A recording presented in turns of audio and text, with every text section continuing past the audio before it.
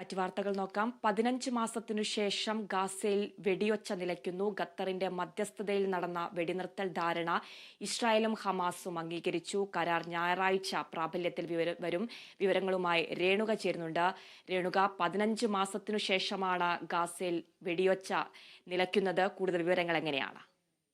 15 മാസം ആദര പറഞ്ഞതുപോലെ തന്നെ 15 മാസം അല്ലെങ്കിൽ ഒരു നീണ്ടു നിന്ന ഒരു കാത്തിരിപ്പിന് ശേഷമാണ്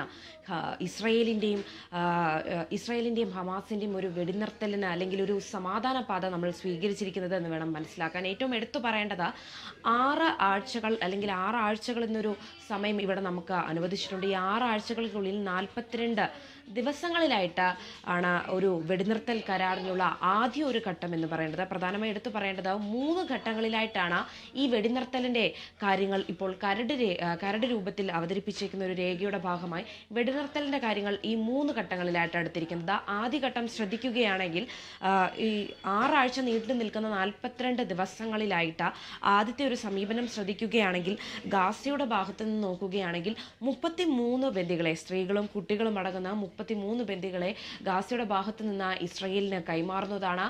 അതോടൊപ്പം തന്നെ ഇസ്രയേൽ ആണെങ്കിൽ 100 തടവറയിലുള്ളവരെ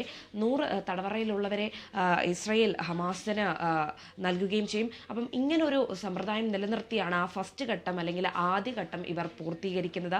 എടുത്തു പറയേണ്ടത് അമേരിക്കയും ഈജിപ്തും ഖത്തറിൻ്റെ മധ്യസ്ഥതയിലെടുത്ത ഒരു ചർച്ചയിലാണ് ഈ ഒരു കരട് രേഖ അല്ലെങ്കിൽ കരട് രൂപം ഇരു കക്ഷികളും സ്വീകരിച്ചത്. ആദ്യം ഇസ്രയേൽ അത് ഇന്നലത്തെ ഒരു പ്രഖ്യാപനം നോക്കുകയാണെങ്കിൽ ഇസ്രയേൽ ഇത് വിസമ്മതിച്ചിരുന്നു. പക്ഷേ ഇന്നലെ രാത്രിയോടെ തന്നെ ഇരു കക്ഷികളും വളരെ സന്തോഷത്തോടെ ഈ ഒരു കരട് രേഖ സമീപിക്കുകയായിരുന്നു. ഏറ്റവും എടുത്തു പറയേണ്ടത് 20-ന് നിയുക്ത പ്രസിഡന്റായി സ്ഥാനമേൽക്കുന്ന ഡൊണാൾഡ് ട്രംപിന്റെ ഒരു സാന്നിധ്യത്തിലും കൂടെയാണ് ഈ ഒരു സംഭവം ഉണ്ടാവുന്നത്. നിലവിലുള്ള പ്രസിഡന്റിന്റെയും സാന്നിധ്യത്തിലാണ് ഇരുവരും ചേർന്നുകൊണ്ടാണ് ഈ ഒരു സാന്നിധ്യത്തിന് അല്ലെങ്കിൽ ഈ ഒരു സമാധാന പാതയ്ക്കും ഒരു ആഹ്വാനം ചെയ്തത് എന്ന് വേണം എടുത്തു പറയേണ്ട ഒരു കാര്യം. നിലവിലുള്ള മരണസംഖ്യ ശ്രദ്ധിക്കുകയാണെങ്കിൽ 46,707 കടന്നിരിക്കുന്നു എന്ന് വേണം പറയാൻ. ഇതിൽ 7,000-ഓളം സ്ത്രീകളും 12,000-ഓളം കുട്ടികളും 137 മാധ്യമപ്രവർത്തകരും മറ്റ് സന്നദ്ധ പ്രവർത്തകരുമാണ് മരണമടഞ്ഞിരിക്കുന്നത്. പിഞ്ചു കുഞ്ഞുങ്ങൾ വരെ ഈ ലോകത്തിൽ വന്നവർ എന്തറിഞ്ഞു എന്നൊരു ചോദ്യം കൂടെ ബാക്കിയുണ്ട്. എന്താണ് സമൂഹത്തിൽ നടക്കുന്നത് അല്ലെങ്കിൽ എന്താണ് നടക്കുന്നതെന്ന് മനസ്സിലാക്കാതെ പോലും മൺമറിഞ്ഞ ഒരുപാട് വ്യക്തികളുണ്ട് എന്ന് വേണം മനസ്സിലാക്കാൻ. ഏറ്റവും എടുത്തു പറയേണ്ടത് 70% കെട്ടിടങ്ങളും ഇവിടെ തകർന്ന തരിപ്പണമായിരിക്കുന്നത്. 90% ആ നഗരങ്ങളിൽ ഇരു സ്ഥലങ്ങളിലും ഒരു പട്ടിണി അല്ലെങ്കിൽ ഒരു ദാരിദ്ര്യം നിലനിൽക്കുന്ന സാഹചര്യം കൂടെയാണ്.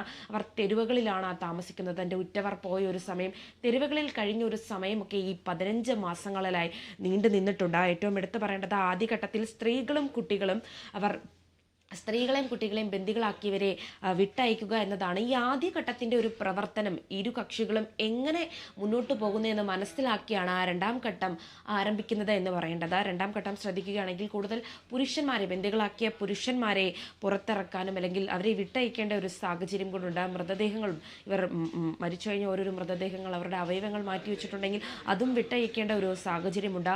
മൂന്നാം ഘട്ടം നോക്കുകയാണെങ്കിൽ ഒരു ശാശ്വത പരിഹാരമായി ശ്രദ്ധിക്കുകയാണെങ്കിൽ ഒരു പുനർനിർമ്മാണം, ഇരു കക്ഷികളുടെയും ഒരു പുനർനിർമ്മാണം. ഏറ്റവും എടുത്തു പറയേണ്ടത് ഗാസയുടെ ഒരു നാശത്തിലേക്ക് പോയ ഒരു ഗാസയുടെ ഒരു സംഭവം അല്ലെങ്കിൽ ഗാസയുടെ ഒരു ചുറ്റുപാടും ഒരു പ്രതലവും നമുക്ക് എടുത്തു പറയേണ്ട ഒരു കാര്യമാണ്. വളരെ മോശമായ അവസ്ഥയിലാണ് ഗാസയുടെ ഒരു പോക്കുവരവ്. ഏറ്റവും എടുത്തു പറയേണ്ടത് ഈ ഒരു സംഭവങ്ങളുടെ പശ്ചാത്തലം ശ്രദ്ധിക്കുകയാണെങ്കിൽ 2023 ഒക്ടോബർ 7-നാണ് ഗാസയുടെ ഭാഗത്ത് നിന്ന് ഒരു ഓപ്പറേഷൻ അൽ അക്സ് ഫ്ലഡ് എന്ന രീതിയിൽ 2023 ഒക്ടോബർ 7-ന് ഗാസ ഒരു അപ്രതീക്ഷിതമായ ഒരു കടന്നാക്രമണം ഇസ്രയേലിലേക്ക് ചെയ്തു.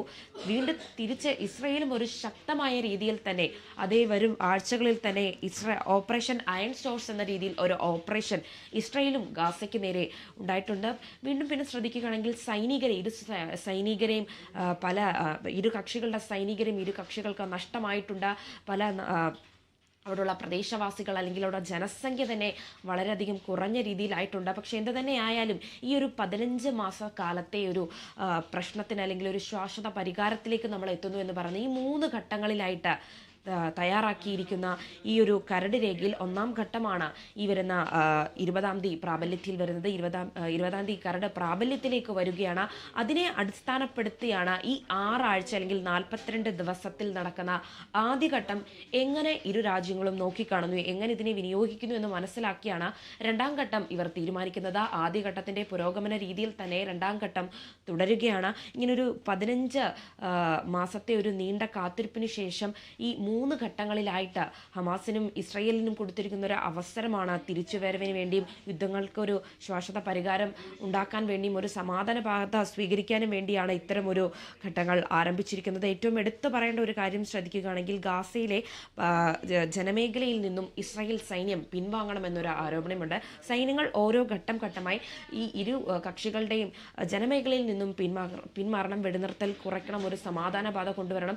20-ാം തീയതി തന്നെ ഈ വരുന്ന 20-ാം തീയതി തന്നെ കരട് രേഖ പ്രാബല്യത്തിൽ വരുന്നതാണ്. ഇരു കക്ഷികളും അത് സമ്മതിച്ചിരിക്കുന്നു എന്ന് വേണം പറയാൻ. ഗാസ ആദ്യം തന്നെ ഈ കരട് രേഖ സംബന്ധിച്ച ഞങ്ങൾ ഉറപ്പ് തരുന്നു, അല്ലെങ്കിൽ ഞങ്ങൾ ഇത് അംഗീകരിച്ചിരിക്കുന്ന ഒരു വാഗ്ദാനം ഖത്തറിനും ഈജിപ്തിനും അമേരിക്കയും അടക്കമുള്ള മധ്യസ്ഥരുടെ ചർച്ചയിൽ പറഞ്ഞിട്ടുണ്ടായിരുന്നു. പക്ഷേ ഇസ്രായേലായിരുന്നു ഇതിൽ നിന്നും ഒരു പിന്മാറ്റം അല്ലെങ്കിൽ ഒരു പിൻവാങ്ങൽ ഉണ്ടായിരുന്നത്. പക്ഷെ അവരും പ്രാബല്യത്തിൽ അല്ലെങ്കിൽ അവരും പിന്നീട് അത് കൊണ്ടുവന്നു എന്ന് വേണം പറയാൻ. അവരും അത് അംഗീകരിച്ചു എന്ന് വേണം മനസ്സിലാക്കി. ഇരു രാജ്യങ്ങളുടെയും അല്ലെങ്കിൽ ഇരു കക്ഷികളുടെയും ഒരു അംഗീകാരത്തിന്റെ ഉറപ്പിലാണ് ഇപ്പോൾ ഗാസയിൽ വെടിയൊച്ച നിലയ്ക്കുന്നു. ഖത്തറിന്റെ മധ്യസ്ഥയിൽ നടന്ന വെടിനിർത്തൽ ധാരണ ഇസ്രായേലും ഹമാസും അംഗീകരിച്ചു. കരാർ ഞായറാഴ്ച പ്രാബല്യത്തിൽ വരും.